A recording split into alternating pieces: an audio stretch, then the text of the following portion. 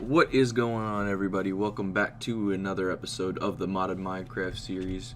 For those of you who are wondering if this is left off right from episode 6, yeah, 6. The answer is yes, it is.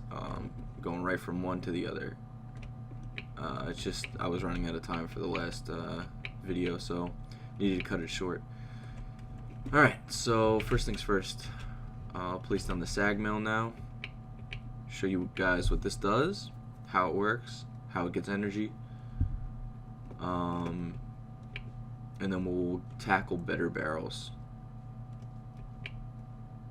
Alright, so this Stirling generator is now full of energy, 64,000 RF. It can be upgraded with a whole bunch of capacitors and whatnot, and yeah, it says right there, double layer capacitor gives 2.7 times efficiency, and the octet capacitor is just ridiculous, 5.7 or 5.3. Well, I don't know why I said 7. And it also will increase the amount of energy per coal or per wood given off by the generator. Like, it'll produce a lot more energy per unit of whatever you burn. So it's really helpful to upgrade. But anyways, we want to power. So if we place the segment on, it has no power whatsoever right now by itself, right? Convenient thing about these machines is all you got to do is place them right next to each other, and the Stirling generator's job is to automatically find a outlet to dump the RF into, the energy into. So all you gotta do is just put them one next to one another. But if, say, you have a lot of machines around one Stirling generator and you need to power them all, and you're at a room, or what I should say is, if you have a couple of creeper. If you have a couple of machines and they can't fit around the Stirling generator and you need to power them all you need to do is run a Ender IO cable, conduit specifically, energy conduit, from this down the line, and have all the machines connect to the conduit, and it can power them all. They don't necessarily have to be connected to the Stirling generator. Alright. That being said, let's throw a couple extra coal in there and show you what this bad boy does. I probably honestly could show you with the aluminum gravel ore, but I really don't even want to waste the energy this early in the game.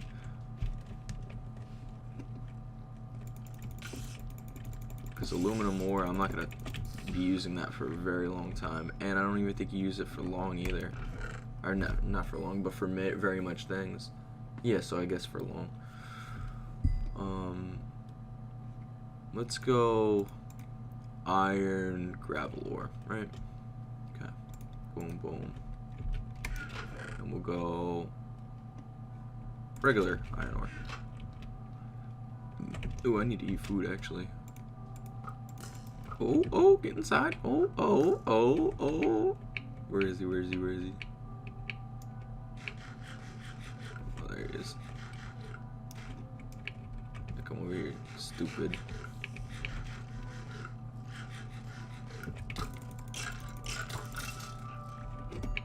GG.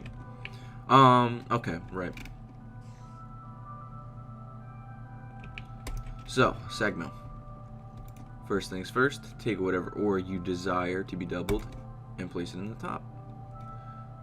Wait for the progress bar to be 100, and you'll get your end result,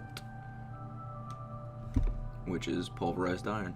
And sometimes you also get a little bit of gravel as well. So with the NEI, which is this thing over here, I don't really know what you want to call it, the crafting recipe guide per se, it has shortcut keys for finding out how something is made, and also finding out what uses a certain item has. So if you want to find out what uses a certain item has, you click U on it. You just hover above it like this and click U on your keyboard, And now you see a whole bunch of different uses that you can use the iron gravel ore for, and this goes with any item in the game. The only way it won't work is if an item has no use whatsoever. So as you can see, you can make cable facades and a whole bunch of other stuff, but what we're looking for is the sag mill. Here it is, right here. So with the sag mill, it has a chance of producing a 5% chance of producing pulverized tin, as well as ferrous metal and cobblestone. So, which is kind of weird because it's coming out of gravel ore, but I guess we won't question that. But yes, it also has a chance of producing other things as well. It's not just the pulverized iron. And as for the recipe, or as for how something is made, for instance, let's go with these barriers.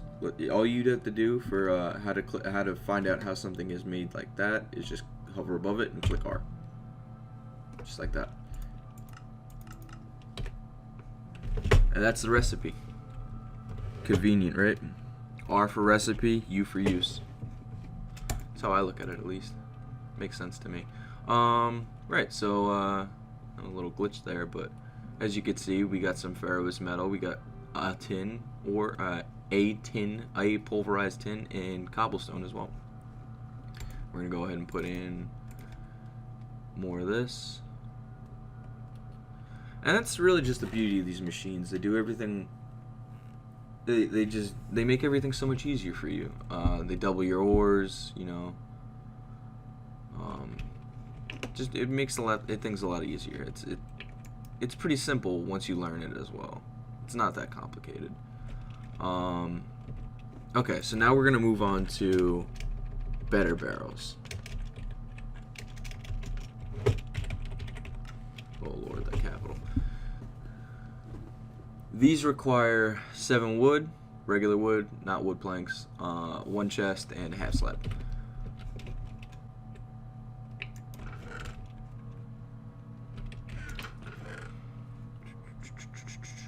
Perfect. I think this will work.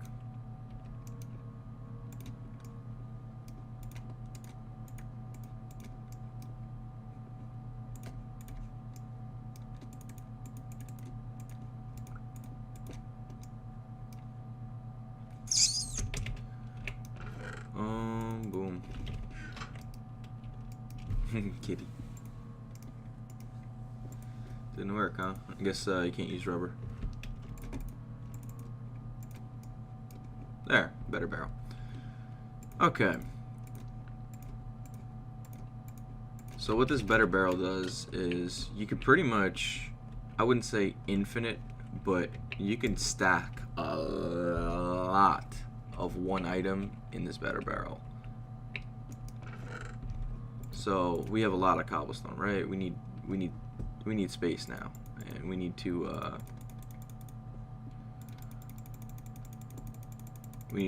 get rid of a lot of cobblestone, or not get rid of it, but we need to store it. But we don't want to have chests everywhere, right? So all you got to do is just slap down one of these bad boys, and right click with whatever item you want to put in it. I believe it's left click to take it out. Yep, left click to take it out, and right click to put whatever item you want in it. So if it's already got an item stored, all you have to do is double right click, and it'll place however many stacks or however many of that item you have in your inventory into the better barrel for you, which is really convenient because you don't have to keep like scroll right click, scroll right click, scroll right click, you know. It's really simple. Just fill up your inventory. Look at that. Now we have about 1677 cobblestone, which is almost about 1700. That's awesome. Now I can use all of that to build, or I can turn that into something else. I think I could turn that into sand and gravel, and I could also turn that into, there's so much stuff I can turn that into. Alright, never mind. Cobblestone is just probably one of the most useful blocks in the game, even though it's the most basic. Alright, so there you have it, better barrels. Now we are going to work on an electronic furnace. What I like to use early game is an alloy smelter because it's all part of the same mod, Ender IO.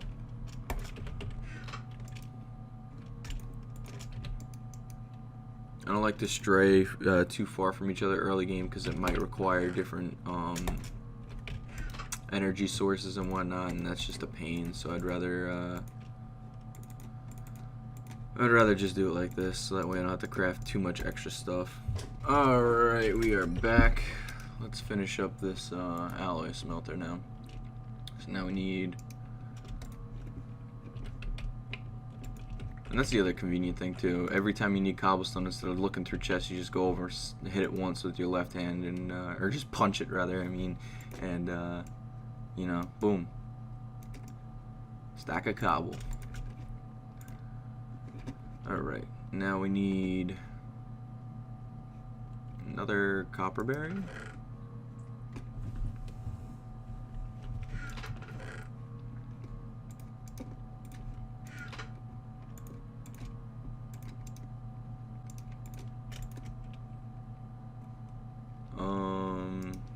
Do we have more? Should. Yep.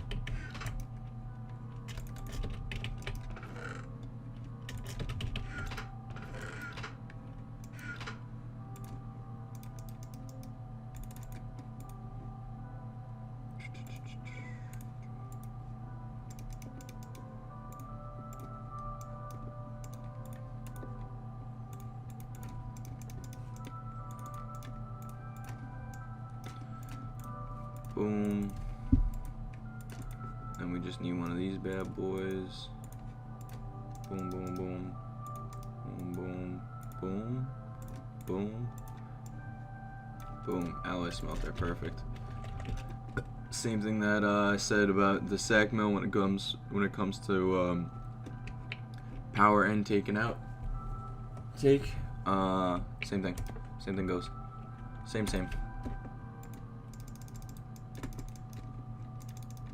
Throw lots of coal in there, power them up. Nice. Now we just take this, throw them in there. Just like that.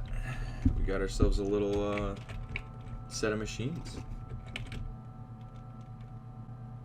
First little set of machines, finally. And these now are completely obsolete. Like, the chances of me using these furnaces the rest of this playthrough are very slim. Unless I absolutely need something cooked right now, and the alloys, all my alloy smelters, because I'm probably gonna have multiple in the future, are all taken.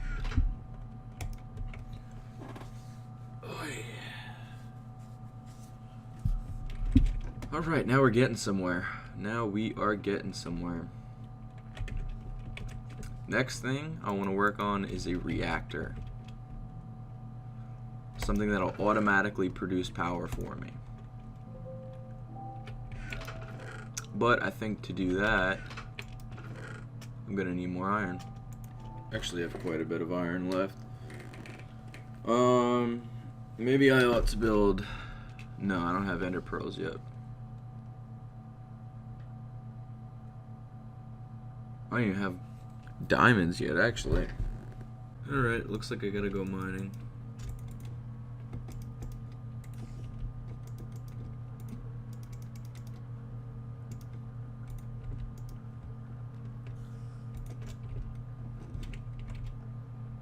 No way around it.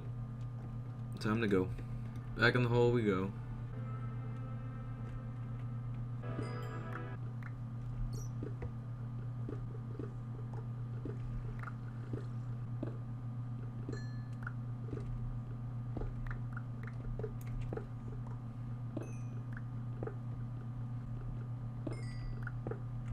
So quick little fun fact, you can use Peridot just like you could use Sapphire and pretty much make tools out of them, and I think it's the exact same durability as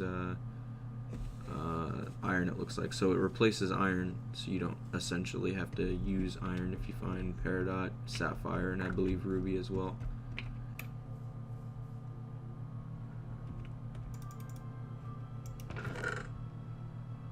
Might need another better barrel for, yes, I do, actually.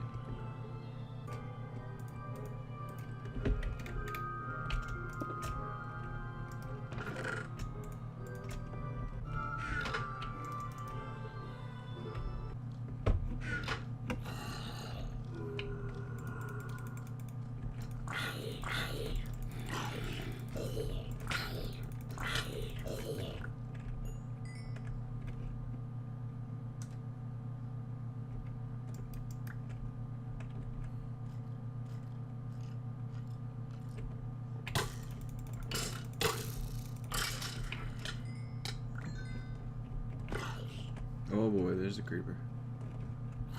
I'm just getting bombarded with enemies right now.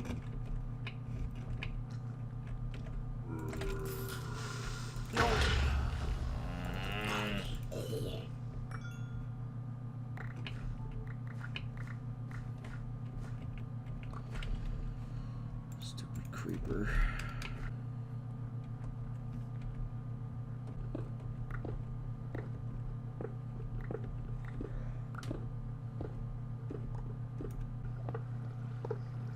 So we are back, guys, after about 2 mining trips. First one unsuccessful about getting diamonds. Second one very successful, found 2 spots of diamonds, grand total of 8. And a whole bunch of other bunch of goodies as well. Got some more essence berry bushes and whatnot. Got some creeper heads. A whole bunch of goodies. Alright guys, we are back here. We are going to try to build a reactor here. Emphasis on trying to, because I do not know if I have enough graphite, which is made out of coal, just throwing that in the furnace, and I don't know if I have enough iron, but we'll see. So to make a reactor, you need a whole bunch of casings. We're gonna make about 32, I think, is safe. Let's say craft. Need one of these. Yeah, I think I actually have enough. We need a control rod. For the controller, we need 4 more casings again. Access port. Boom. A power tap. And boom, just like that, we have everything we need for, or almost everything. I think I might need to make one more set of reactor casings, but I'm not entirely sure. 3. No, I might actually have enough. Alright, so let's just place it somewhere where it's not gonna really get in the way. I guess right here. To build the smallest reactor, I believe this is the smallest reactor anyhow. To build this one, all you need is the items that you see here and a whole bunch of reactor casings. But it's a 3x3 area, 3 tall, 3 wide, and you can copy it just like so.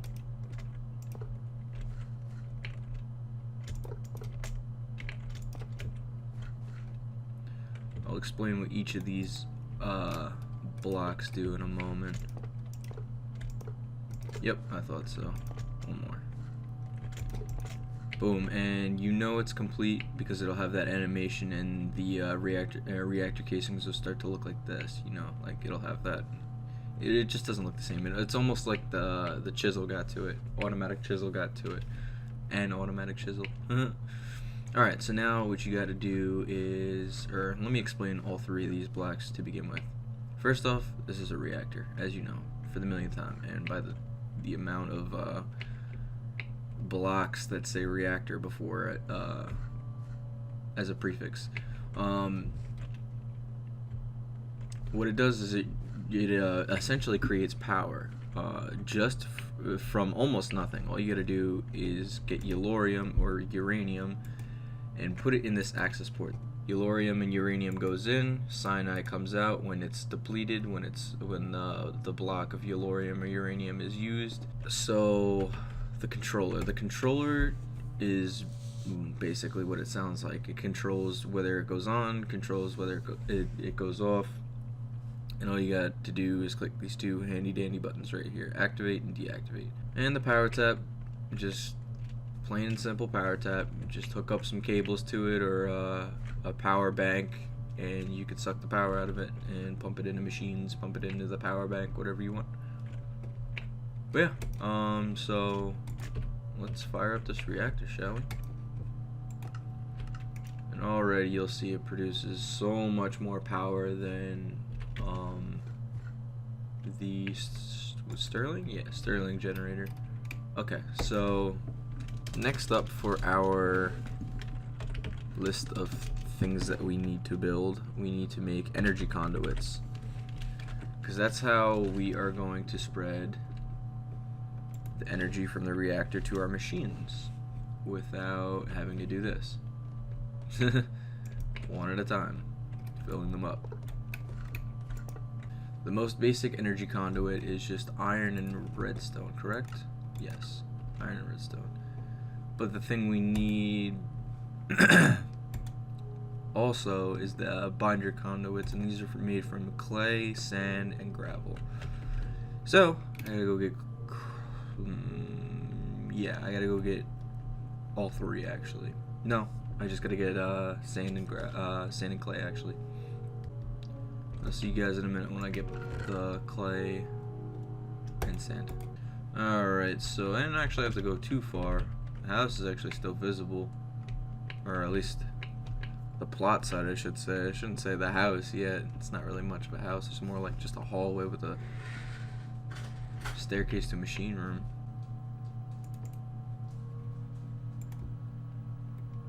And let's make 2 sets right away.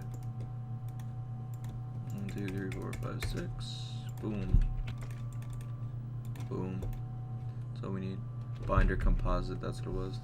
Alright, we are back here. We got our conductive iron, and we're going to throw the binder conduits right into the alloy smelter.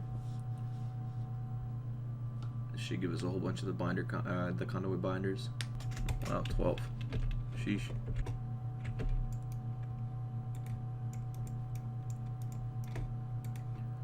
Boom, boom, boom.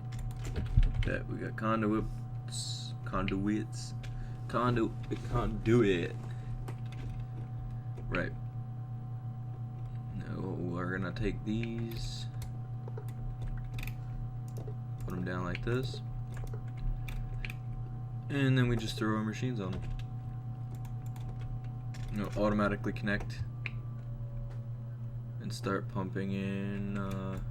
So it's a Stirling generator. I don't know why I keep. Honestly, I don't even know what I should do. That throw that in a box and bury it somewhere. But it'll automatically connect and start pumping energy right to the machines. Let's pop those guys in there. And what do we got? We got 2 cyanide blocks already. We got 300,000 RF, which will take a long time. No, I think that's 3 million actually, almost. That'll take a while to go through. But I'm gonna keep running it until it's at max, so I don't have to keep turning it on, turning it off.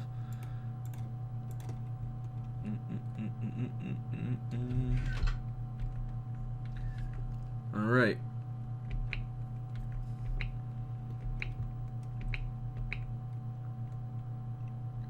Now since we got our basic machines up and running, I think I'm gonna focus on more of the house building, more than likely, or I might grab a quarry or something, or a builder. I don't know. I'll keep you guys updated, obviously though.